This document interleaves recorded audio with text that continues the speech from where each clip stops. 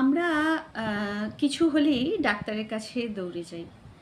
ডাক্তারের কাছে দৌড়ে গিয়ে আমাদের যা যা প্রবলেম আমরা সেগুলো বলতে থাকি। আর আমরা প্রেসক্রিপশন ভরে ওষুধের নাম নিয়ে চলে আসি বাড়িতে। আমরা তার আগে অবধি, ডাক্তারের কাছে যাওয়ার আগে অবধি আমরা কি করি, আমরা একটা হোম রেমিডিজের কিছু একটা ব্যবস্থা করি।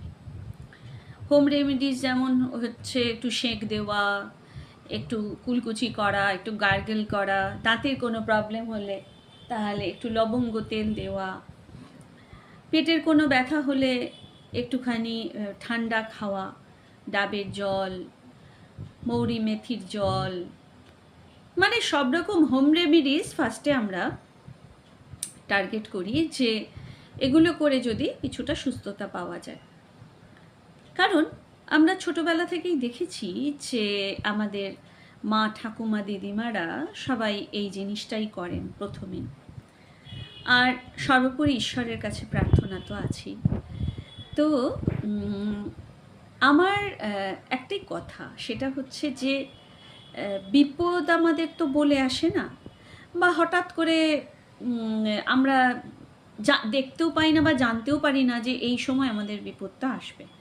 সেই রকমভাবে আমাদের একটা প্রিকশন নিতে হবে। প্রিকশন নেওয়ার কোনো সুযোগ বা সুবিধা কিছুই থাকে না। আমার কথা হচ্ছে যে হোম রেমিডিস আমরা অবশ্যই ব্যবহার করব, বা আমরা প্রথমে যে ফার্স্ট এইডটা সেটাও আমরা করব। কিন্তু যদি ভবিষ্যতে যদি সেই হোম রেমিডিসটা যদি না করতে হয়, যদি আমাদের রেগুলার কিছু রুটিনের মধ্যে নিয়ে আসা যায়, তাহলে ক্ষতি কি? ক্ষতি তো কিছু নেই। আর এই যে রেগুলার নোটিসে আনা বা রেগুলার রুটিনে আনা, এটা কে শেখায়? এটা শেখায় মরিঙ্গো বায়োসেন্স। মরিঙ্গো বায়োসেন্স শেখায় প্রতিটা দিন নিজেকে একটু সময় দাও, একটু সুস্থ রাখো। আর ওই একটুটা একটা ক্যাপসুলের ভেতরে সব কিছু দিয়ে দেওয়া। ওই একটু সুস্থতা, একটু ওয়ার্কআউট, একটু এক্সারসাইজ, আর ইন ফিউচার তোমাকে ওই হোম রেমিডিজের মধ্যেও যেতে হবে না, আর কোনো ফার্স্ট এইডও করতে হবে না। কারণ ওই একটু প্রতিদিন একটু একটু করতে করতে তুমি পুরো সুস্থতা পেয়ে যাবে।